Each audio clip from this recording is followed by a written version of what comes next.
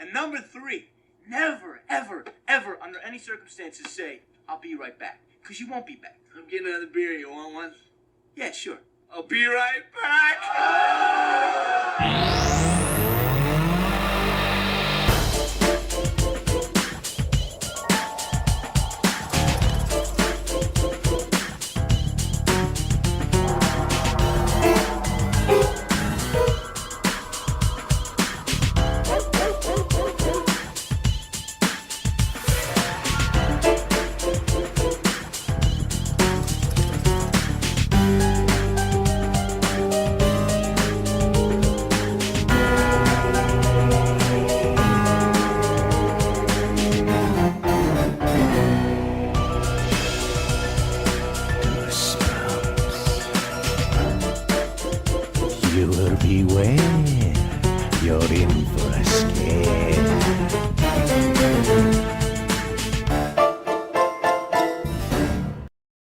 Yeah, so what movie are we doing again here?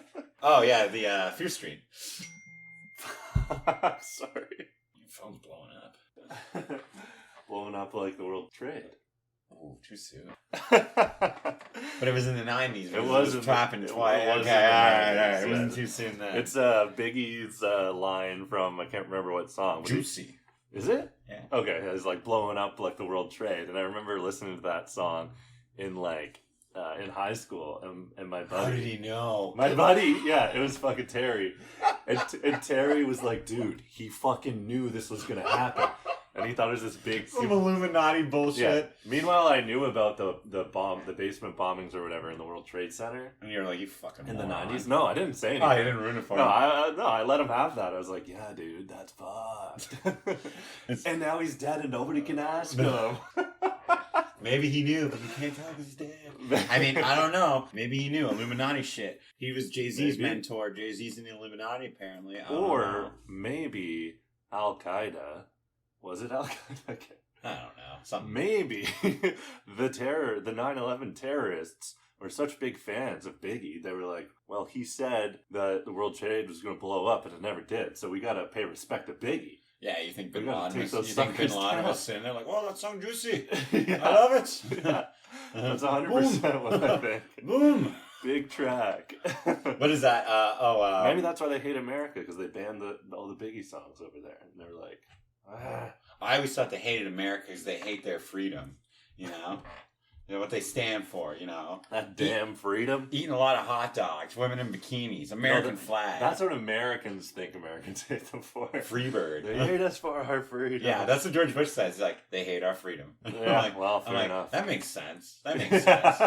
Yeah, that's why you would do all that. They just can't stand our freedom. Yeah, that makes sense.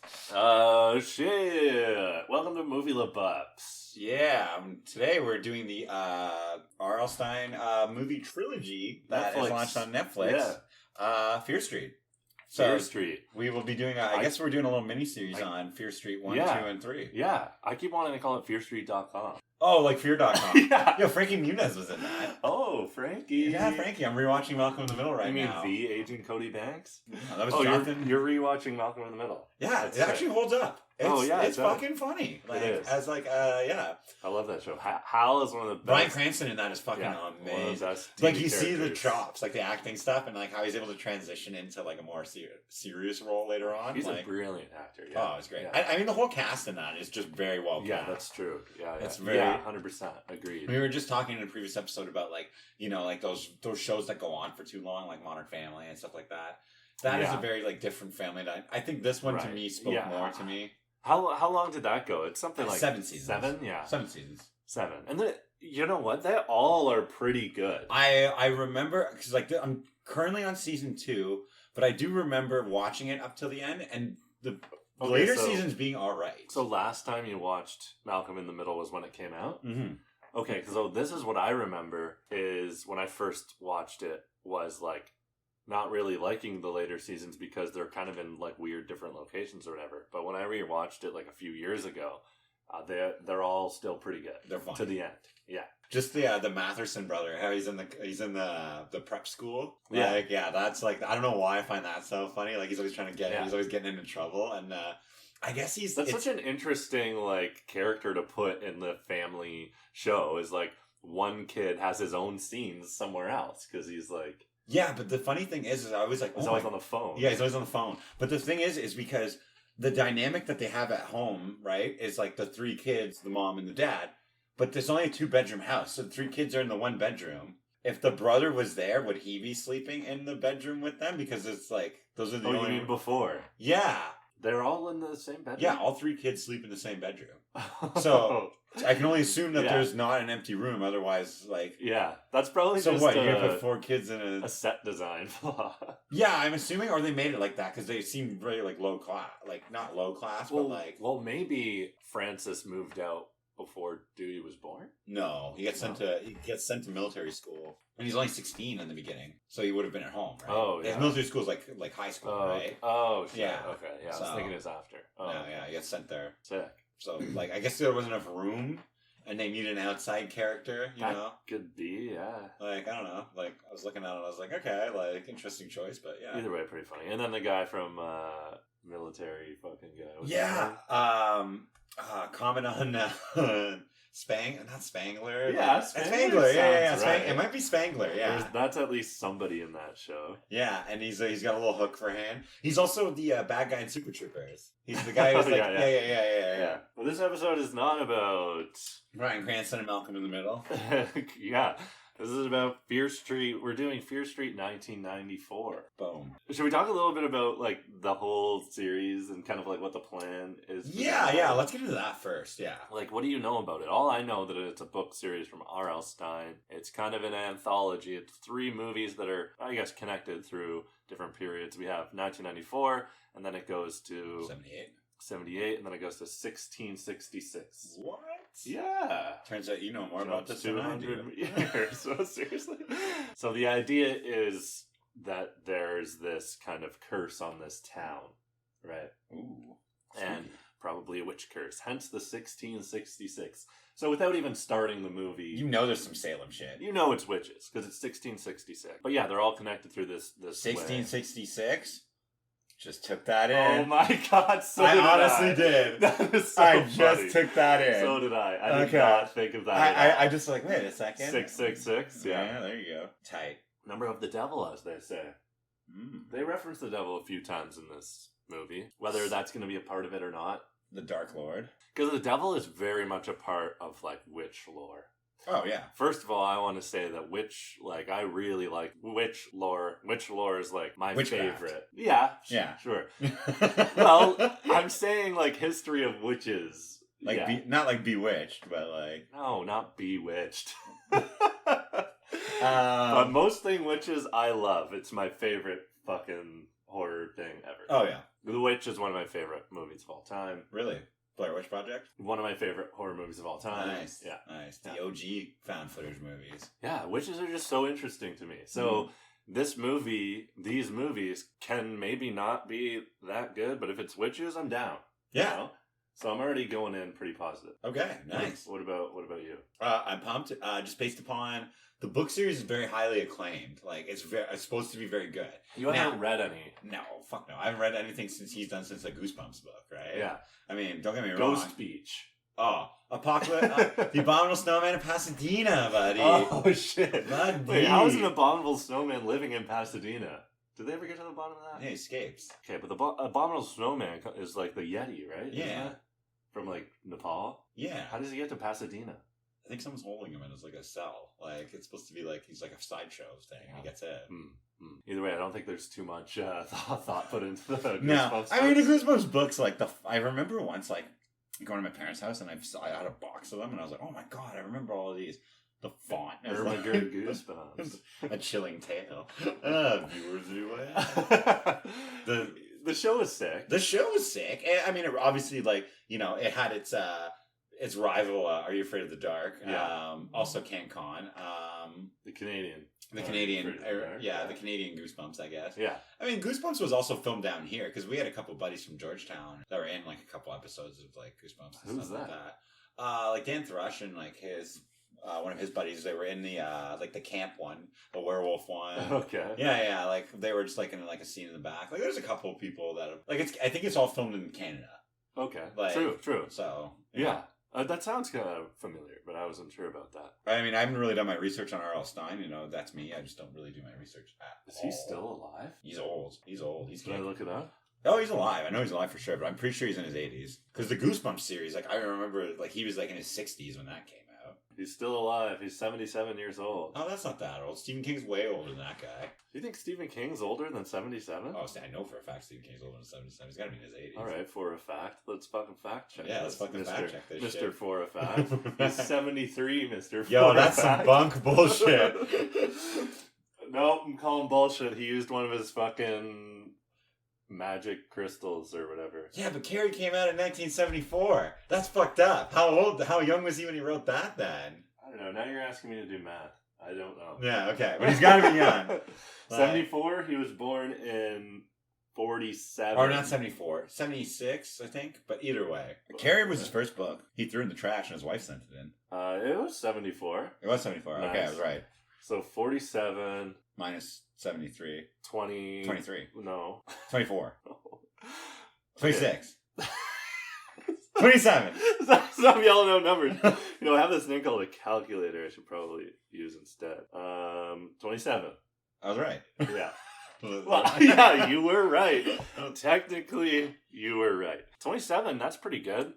I thought his first book was Misery. No, that's later. I think he was Carrie, then Christine, then something else. Because he was pumping them out at one point. Oh, God. Misery was 87, so I'm Yeah. way off. Well, All right, yeah, the well, movie is like 90. Well, that's the thing. Like, the Stephen King movies were coming out, like the book would come out, and then, like, 2 years later, the movie would come out. You know, an interesting fact, like, an interesting reason why there's so many Stephen King movies is because he charges $1 for the rights, which is a minimum. So, you know, book, like, authors will charge, like, hundreds of thousands, whatever, but he only charges $1 so that his books He was get probably made pissed into about The movies. Shining then. He actually, like, historically, apparently he was, but Well, wasn't there that Who scene of, like, cares? what is that my favorite, like, Kubrick's, like, the beetle was just squished because Kubrick went completely off of the, like, he didn't follow the books. Like, Yeah, he just but- did his own thing. yeah, but you don't even, yeah. But how can you scoff at that? Like, I know, like- about what came out of it. But, yeah. like, you gotta look at the hubris at the time. You have, like, one of the biggest writers in the world.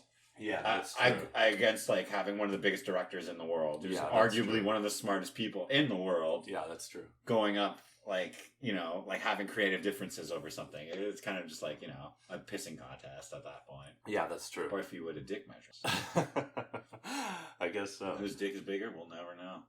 Maybe that was the subtext. Mr. Oh. Kubrick was famous for that, I Yeah, guess. he did love his dicks and shots.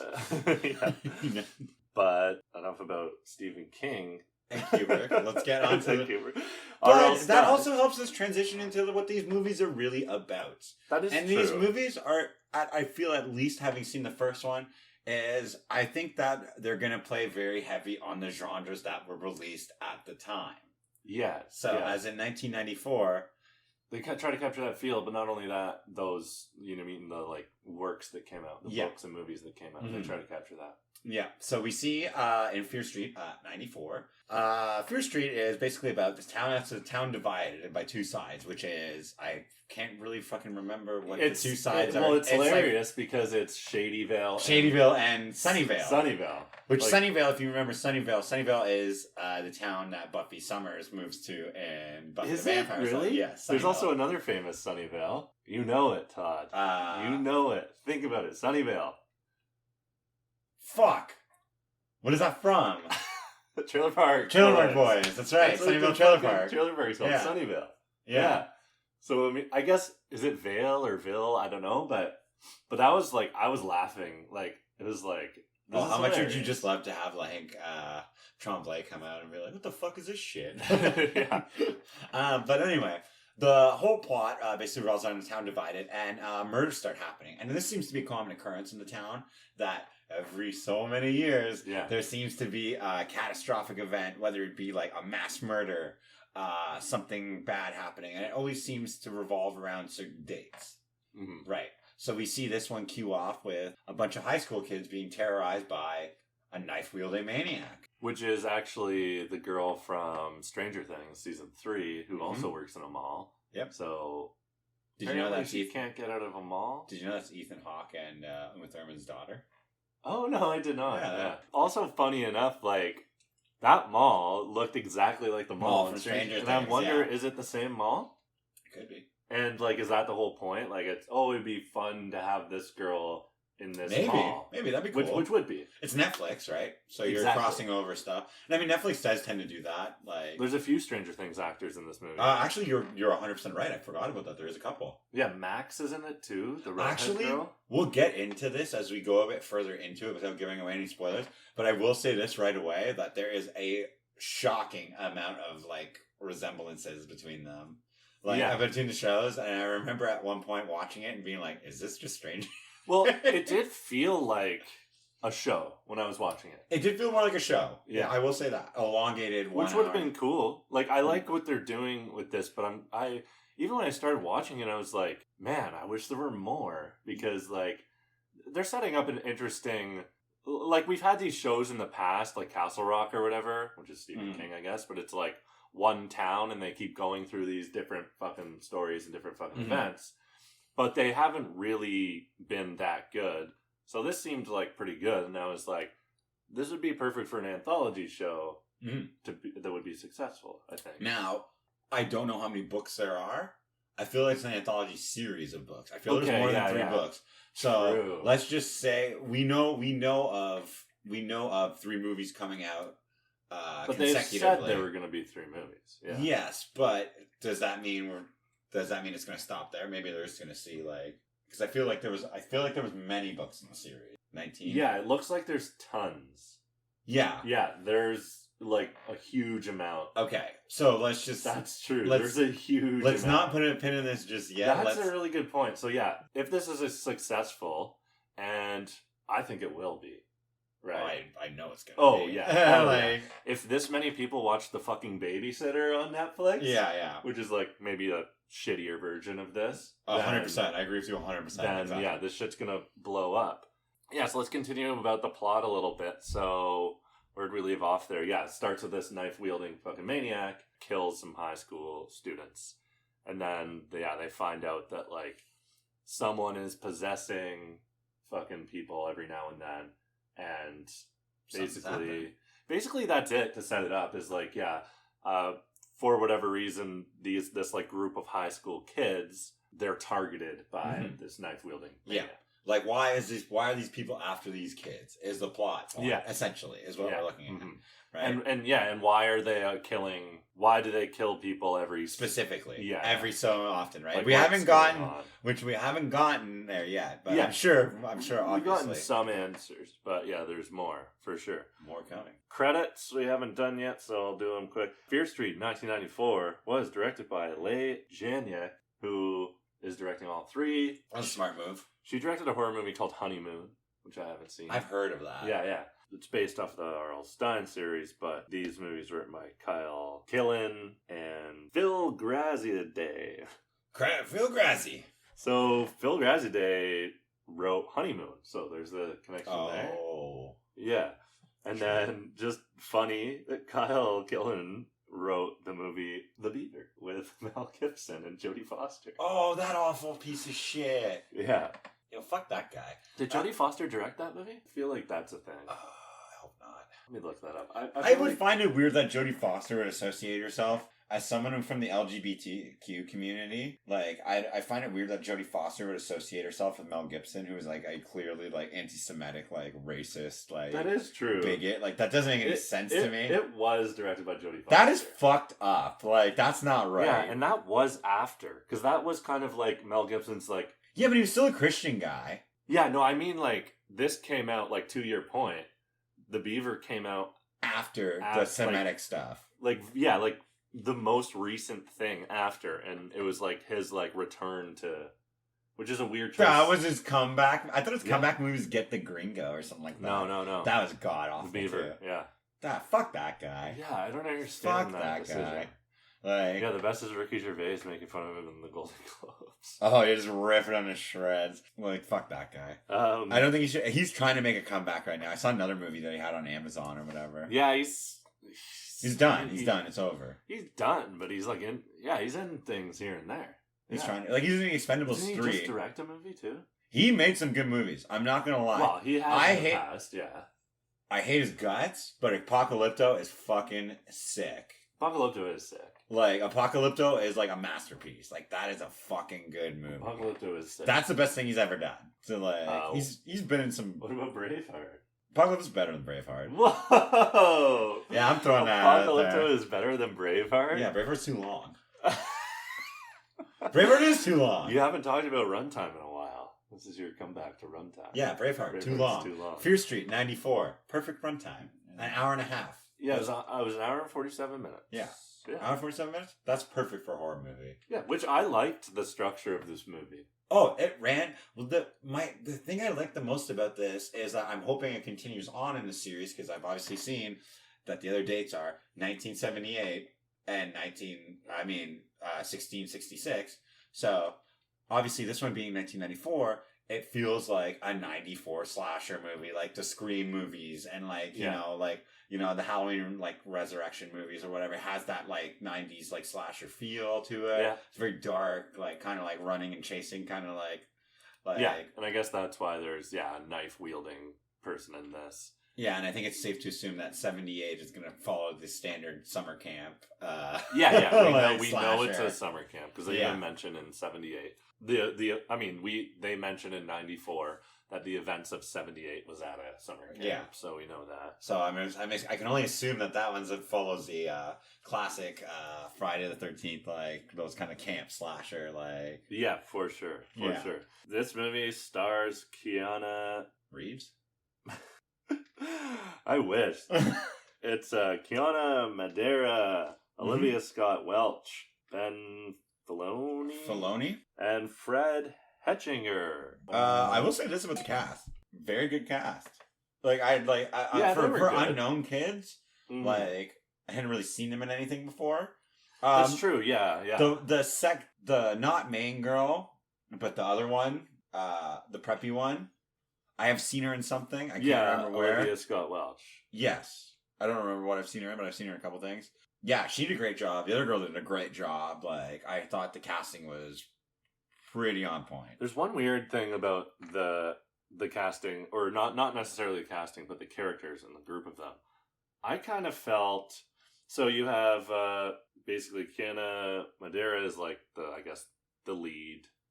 And her two friends, right? The like funny guy, and then the girl who's like they're drug dealers together, and then it's Keanu's brother, and then it's Olivia Scott Welch, who is like her, ex or whatever.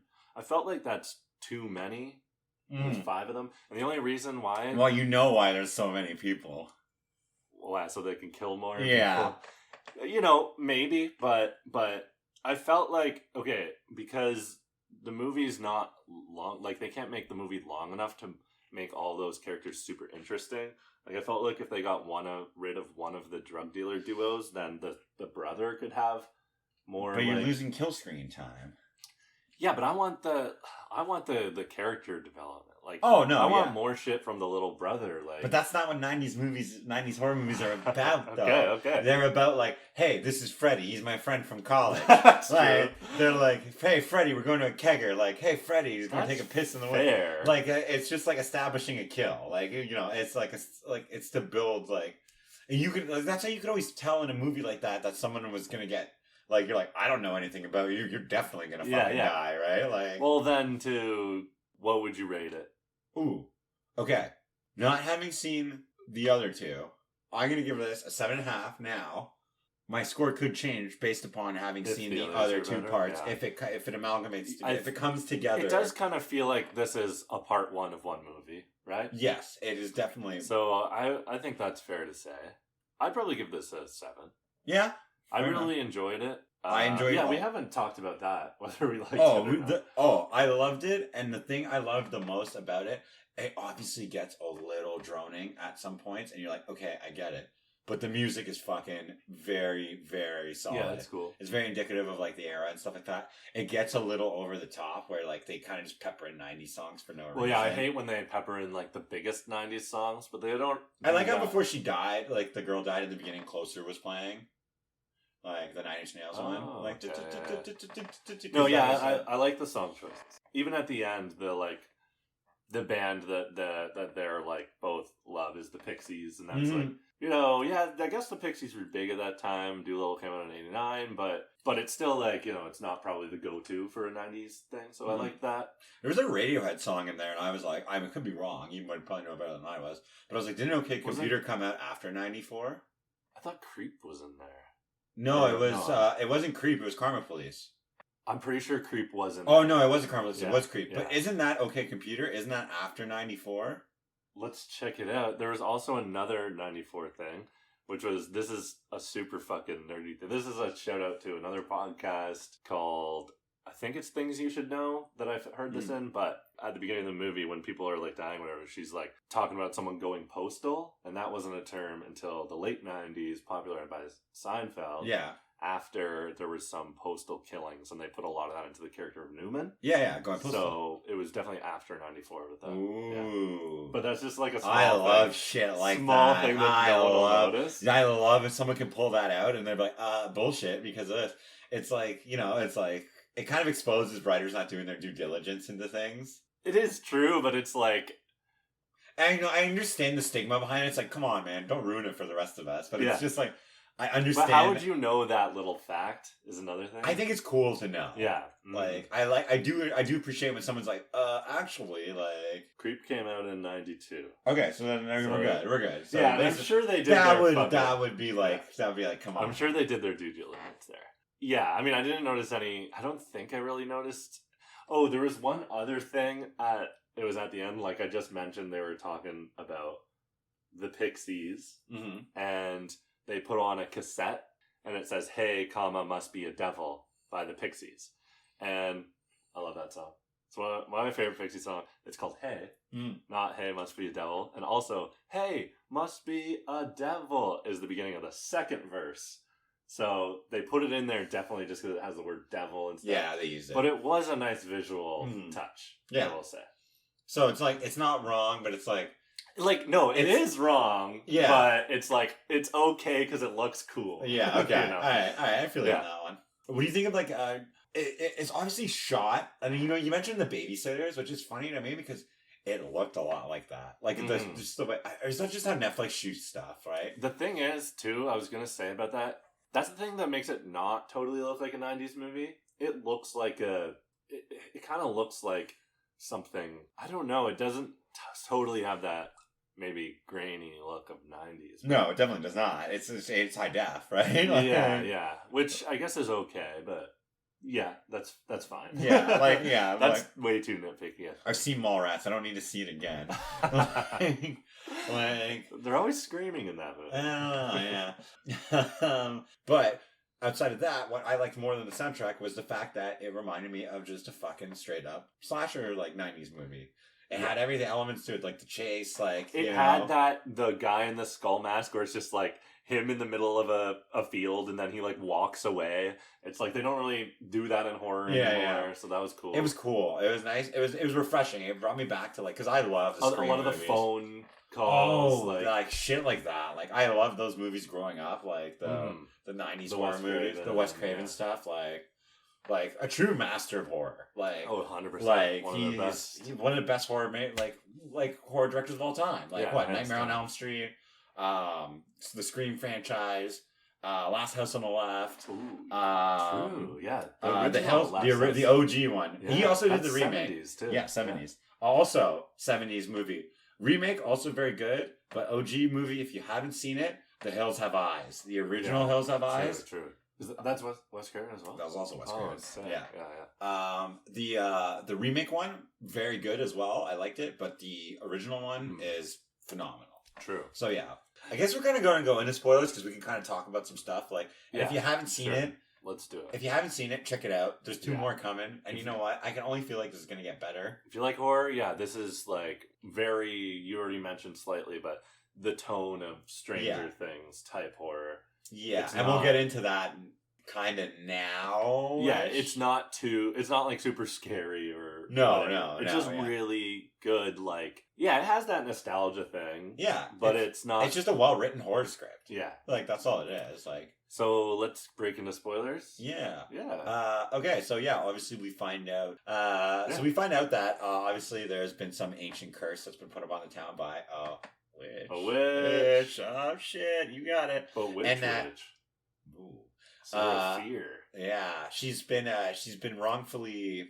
She was wrongfully killed, I believe. I don't think she was wrongfully killed. She was a witch. She was a witch? She was a yeah. real witch. She's a motherfucking witch. Yeah, yeah. Well, what they find out is that, actually, I have a cool witch fact I'll say after this, but she's hanged for being a witch, but she cuts off her hand to leave it to have her grasp on the town still, and that's what the curse is. Yeah. But also, so they mentioned that she was convicted by the pastor.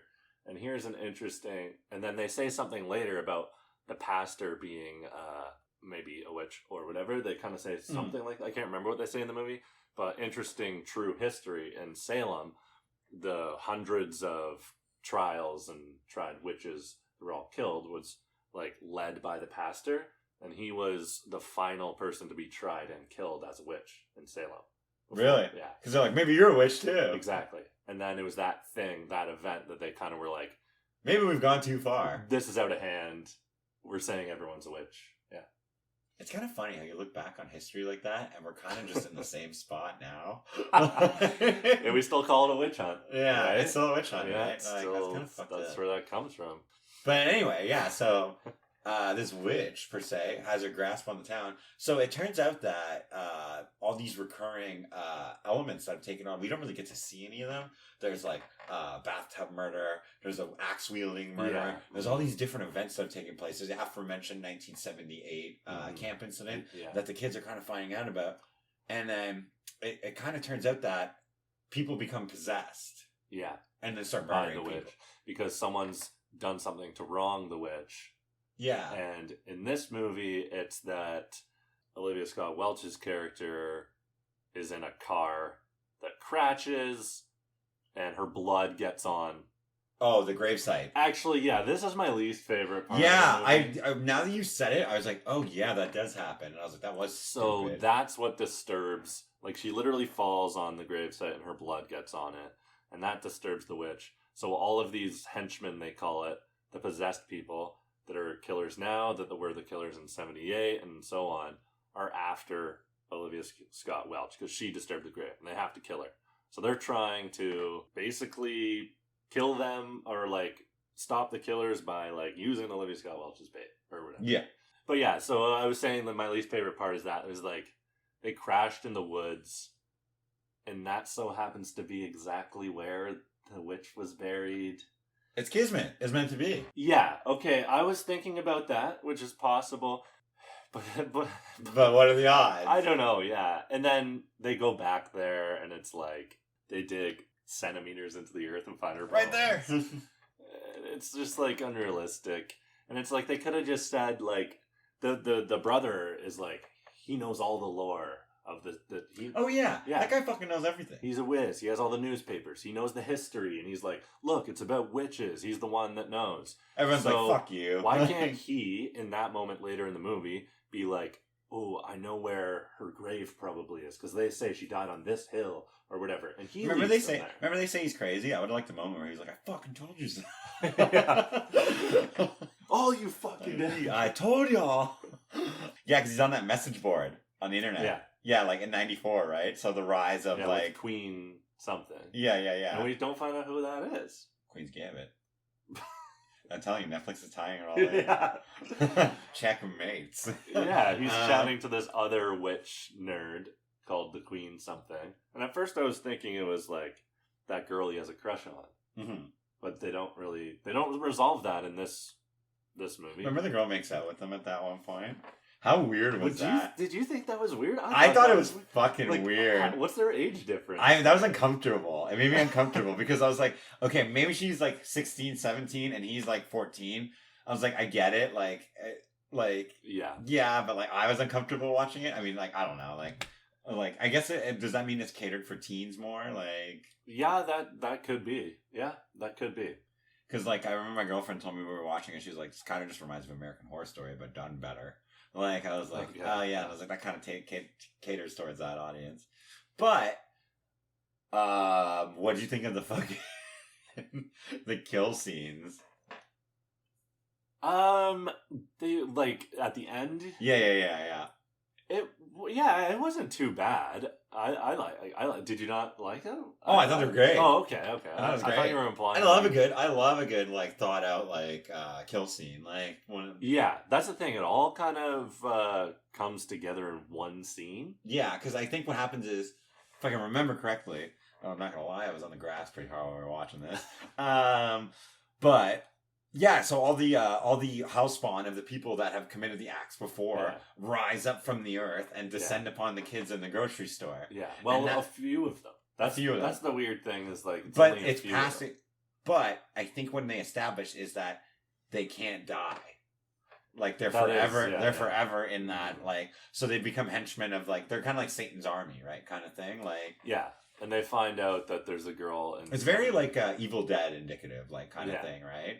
But yeah, so they realize like that the only way out of it is to die. Now, what other '90s movie do you remember where people are avoiding death at every corner, and the only way out is to to die yourself? Is it Final Destination? Yeah, that's the only way out. That's how Final Destination ends. Oh, because they realize that because they've cheated death, the only way to survive is to die themselves, right? And then come back to life. Oh, so it's already been done. It's been done, yeah. Okay. It was kind of like Final Destination, where it was like it had some of those elements in there too. I noticed kind of too. I was like, oh, okay, that's true. Yeah. Let's talk about that dying and coming back. Well, first of all, so they learn that because they find out a girl in '78 had died and come back. And it was the only survivor of the camp and massacre. Apparently, she died. So that's how they figured that out. Oh, die and come back. So early in the movie, which I was like, oh, I didn't realize that would come back, was like the kid's brother had died from an OD. Oh yeah, I thought that was cool too. Yeah, that they used that. But then I didn't like the aspect of how they got there though. No, so that's what I'm talking about. So yeah, they're like, all right, so let's give you all these pills so you pass out and die, and then we'll use adrenaline and bring you back. They try it, but there's like the monster attacked. Yeah, the guys end up like the henchmen, evil henchmen or whatever the hell. So the pills fly everywhere. So they're like, oh, what's another way? There's a lobster tank, and they drown her in the lobster tank. I would have just done that from the start. Yeah, maybe still risky, but yeah. Yeah, the pills would have caused you more brain damage than anything. So does drowning. I feel like drowning might cause you more. Really? Yeah, I think so. But yeah. Here's the thing. First of all, that scene goes on way too long. And this might be nitpicking, but if you have your face underwater and you're being held there, all you have to do to pass out is take a breath. You're in water. Yeah. But she's like there for like 2 minutes. Maybe she doesn't know that. To make it suspenseful. She just took all those pills. Yeah, that's fair. Like I said, I was nitpicking. But the thing is that bothers me is they take her out of the fucking tank and they try to resuscitate her with the fucking adrenaline. Oh yeah, I forgot about that. She drowned. She has water in her lungs. Yeah, what? I remember watching that. And I was like, wait a second. I was like, did you just drown that person? And you're trying to bring them back with adrenaline? I was like, are you fucked? Like, I was like, I mean, like you can't be that stupid. Nobody's that stupid. No, everyone sees movies and. Yeah. I don't like how they were like, the guy was like, okay, you have to take this many pills, and you have to take these ones, and you gotta take these ones, and you gotta take these ones. I was like, I would have just been like, just take a bunch of one, like, type of pill. That's what I was thinking. I was like, and furthermore, I was like, how does he know that? How does he know the exact combination that it's gonna take to like, I was like, what is he, fucking Downey Jr. in the 90s? Like, how does he know that? I guess he might have known exactly what his brother took, but I don't know. But still, I would. But either way, she ends up taking most of the pills anyway. Yeah. And then so she's double fucked. Yeah, right. That's what I was thinking. Yeah, like I don't know. And then they pull her out, and I'm like screaming at the thing because they're not like resuscitating her. And like, if you fucking drown and your heart stops, like every second is incredible amount of brain damage. Yeah. Because your brain's not getting any oxygen. Yeah, after like 6 minutes, you're completely dead. Toast. You're a vegetable. So yeah, there was. And then they stabbed her with the adrenaline. That alone would kill you because like she's already dead, obviously, but like the adrenaline alone is not going to bring you back. Yeah. Like it's going to make it matters worse. But then she comes back and Everything's over, or so we think. Or so we think, which is also weird. Hey, well, I saw on the thing that it was a 3-part series, so I knew it wasn't over then. Yeah, but that's the weird thing about this movie is they didn't like go for the hand thing to try to solve the thing. So that's why I'm like, oh, okay, I guess they do that in later movies. They'll touch on that, like getting rid of the hand and getting rid of the curse. Maybe putting it back together. Who knows? But yeah, but they go back to their house, problem solved, and Sam, Olivia Scott Welch's character, turns out to be possessed, and she starts fucking shit up then too. And does she kill the one? No, they tie her up. They tie her up, yeah, and then they end up getting a hold of the OG girl from the 70s, who's the only survivor, and I believe it ends with, now let me tell you a story about this. Dun dun dun. So it's enough for the second movie, which takes place in the 70s. Definitely sets up the second movie. Yeah, which takes place in the 70s at a summer camp. Yeah. And then we get to kind of find out what happened there. Yeah, which is going to be sick, I think. Like Mass murder. That sounds pretty fun. I'm more interested in the little older ones, like the 70s one. You know, I don't think we really have any horror movies based in the 70s that are current, right? Like, that's kind of an interesting... Like, what do you mean, like a current movie, like current movies now that are based back in the 70s? Yeah. You could make the argument... Try to bring it back to 70s. The Texas Chainsaw one tried that. Did that? Yeah, like the first revamp of it, I believe in the early 2000s, was taking place in the 70s, a la, like, you know, to pay homage to the classic. But it probably still has modern tropes, right? Yeah, because there's not that many 70s slasher movies, because, like, you look at Friday the 13th, that's not a 70s movie, that's 1980. Yeah. I mean, obviously Halloween, 1978, I believe. Yeah, that's like the slasher the first movie. one, I guess. Yeah. I mean, yeah, and then Texas Chainsaw is 77, I believe, or 75. It might be older, but that's like or near OG. Yeah, I guess 70s was a lot of the video nasties where they did the crazy shit. Yeah, like how can you one up, especially with Texas Chainsaw Massacre at the time that was made. 74, I think. Yeah. Was it 74? It must have been. 72, yeah. Was it older? I thought it was like, okay, yeah, I thought it was mid-70s, but you might be right. It might be earlier, because it was like ahead of its time. Like, it was like, it was fucked up for the 70s. Like, you know. Oh, yeah, but shit got way more fucked up with like Cannibal Holocaust and shit. Like Hannibal Holocaust! Oh, yeah. And that's what actually ended That's what ended that shit, because they thought it was real. Mm-hmm.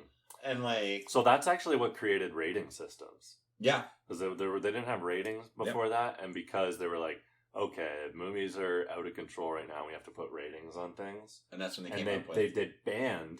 They banned video nasties. So you couldn't make a gory movie.